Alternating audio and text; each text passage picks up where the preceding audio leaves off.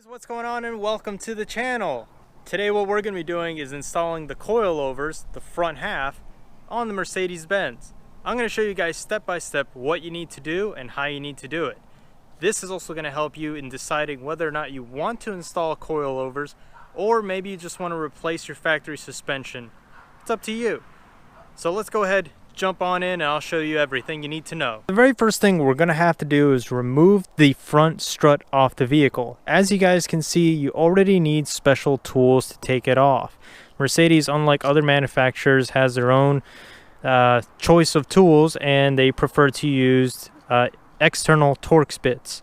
So here we have 3, and then if you look down here onto the strut assembly, you have another external Torx bit, and then of course you guys have this part right here that should look very familiar from this video right here. And then there are more external Torx bits holding this on.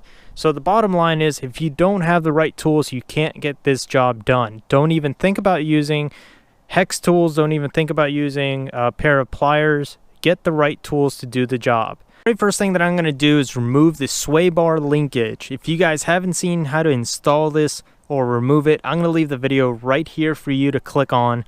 But this is a quick recap of it. I'm going to go ahead and use an 18mm pass-through socket with a number 5 Allen key in the middle of it, and then with it just like that, I'll be able to take this and then loosen it while holding it in place.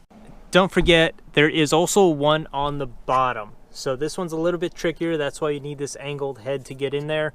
But with that angled head, it's going to make removing the bottom a simple little process.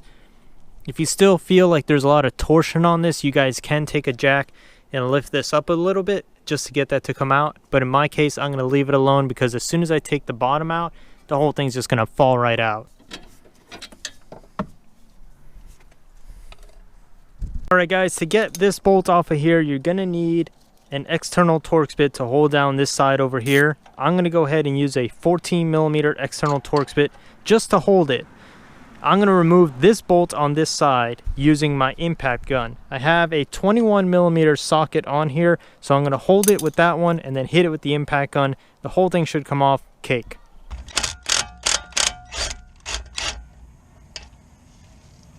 See the importance of having the right tool for the right job? This bolt is held on using 110 foot-pounds of torque. So when you guys reinstall it on there, make sure you guys get a torque bar and torque it down to 110 foot-pounds. When you're messing around with your suspension, you don't want to leave anything loose because it's going to lead to rattling and clunking down the road, and that's something nobody wants to deal with. So the next thing we're going to have to remove is 2 E16 bits that are located behind the wheel hub assembly. You have one on this side, and then you have the other one way off over here on this side. So we're going to go ahead and use our angled bit just because of the size over here that it's very tough to get to. I could get the impact gun kind of in there, but I don't want to damage the actual fitting on it. So let's go ahead and use this to remove the component.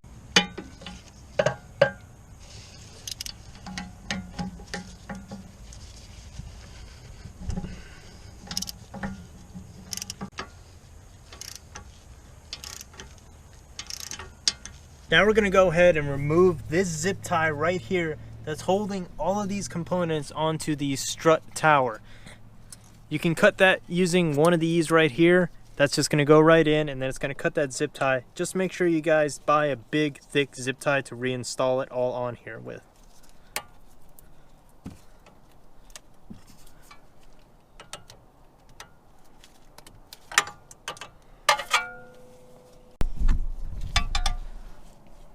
And now with the zip tie cut, make sure you guys free up these up here.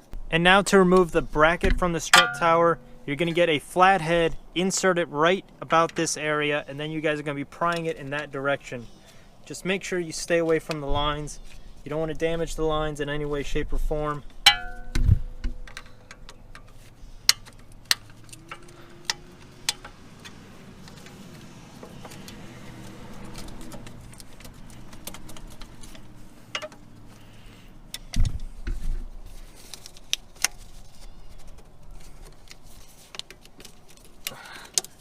And there you go. This whole assembly is now disconnected, and now you're free to remove the 3 top ones and get this strut off of the vehicle. Now we're going to come all the way up top and remove these E12 bits. There's 3 of them, so very carefully take them all off. Just be careful not to hit any of the electrical components around the vehicle. They're just held in place just snug enough. There's really no torque spec on this that I could find. It's just on there just tight enough.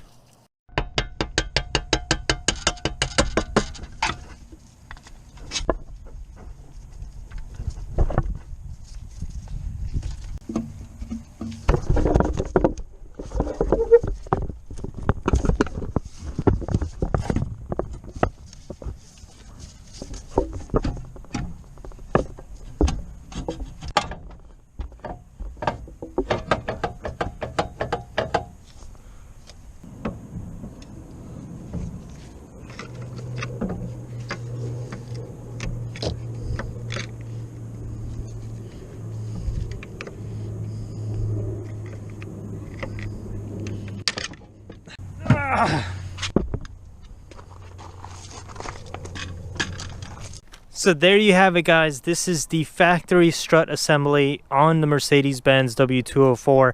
And let's talk about some of the components you have here.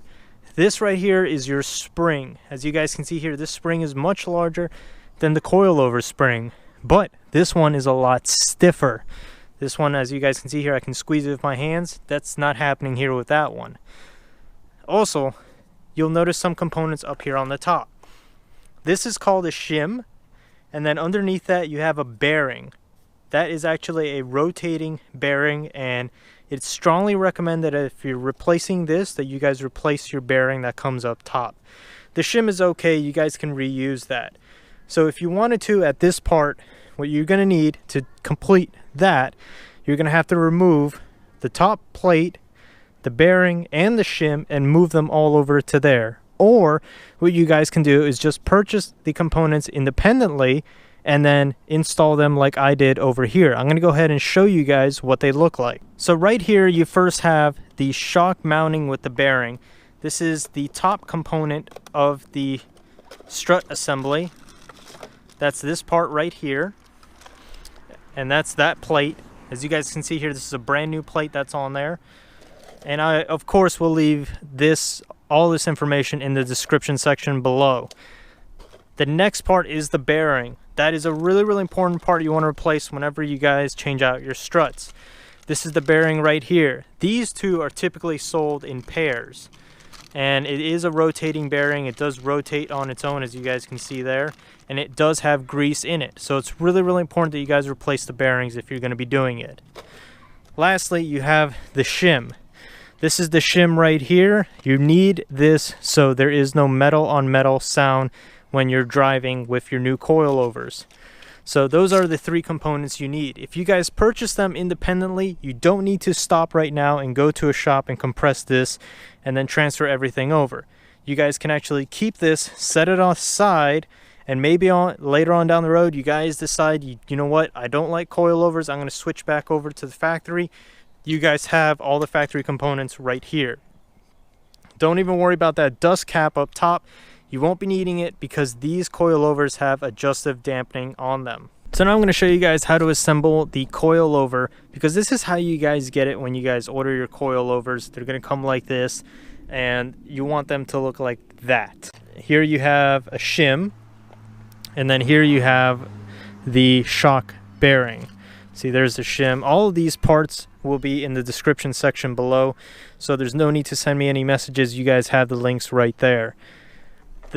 What you want to do is loosen this lock key just like this, and then loosen this perch. The perch will actually start loosening itself now that the lock key is out of the way. You guys can use the keys that they provide you if it's on there a little bit tight, but it shouldn't be. It should be relatively loose. And now that you guys have it low enough, you want to make sure this is lower than all your thread over here, just like that. You're going to take that washer off, and you're going to leave this metal sleeve on. This is your stop point. I'll explain that in a few seconds.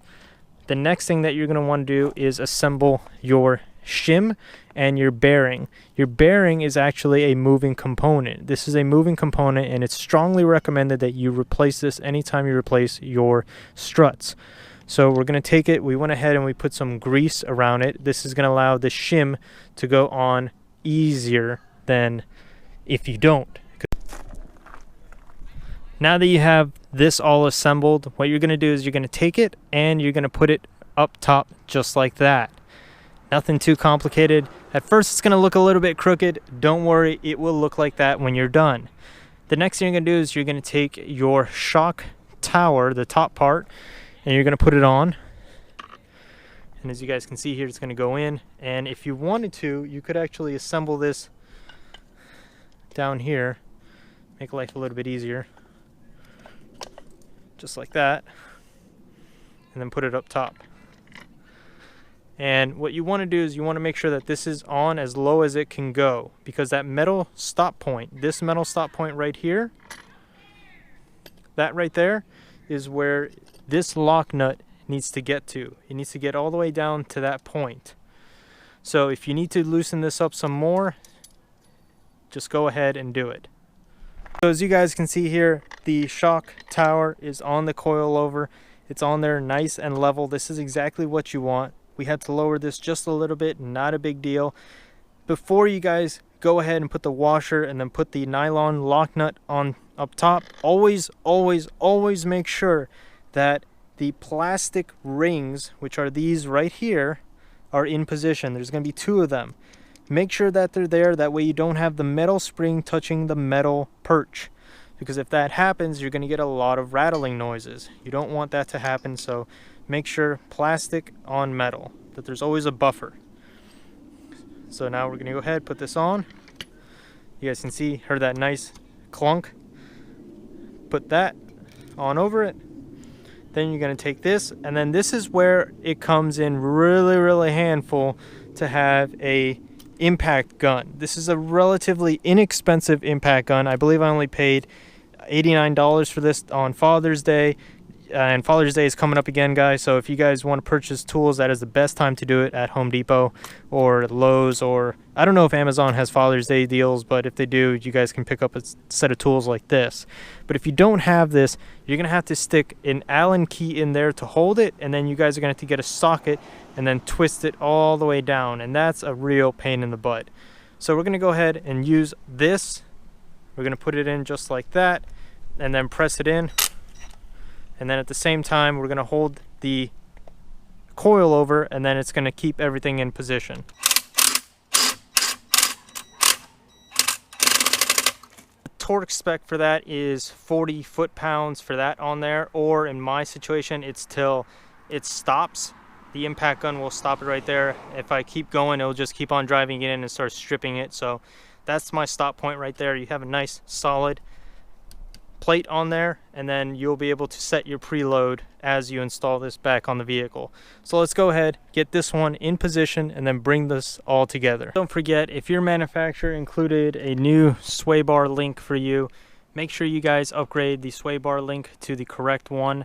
This is pretty simple to install. It's just the same way as the factory. The only difference is it's a bit shorter, and that is to deal with the 1-inch drop that you're already getting from the factory to the coilovers. Now the very last thing you guys have to do is install the dampening system. That just goes in one way and then just screws on, and then you're going to want to set your dampening for however you prefer. Whether you like your ride to be soft or hard, just click it. So many clicks to get your setting. Well,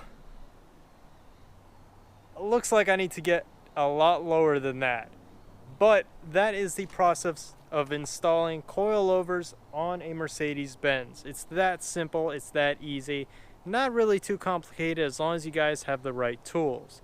Next time I see you guys, I'm going to be teaching you how to change out the rear suspension and install a supplemental coilover on the rear. It's not going to be a true coilover just because of the wishbone suspension, but it will be able to adjust the ride height. For sure, I'm going to have to adjust the ride height. But if you guys like this video, give it a thumbs up, and if you guys want to subscribe to the channel and watch all these projects continue to come out, hit the subscribe button. In the meantime, I'll see you guys next time.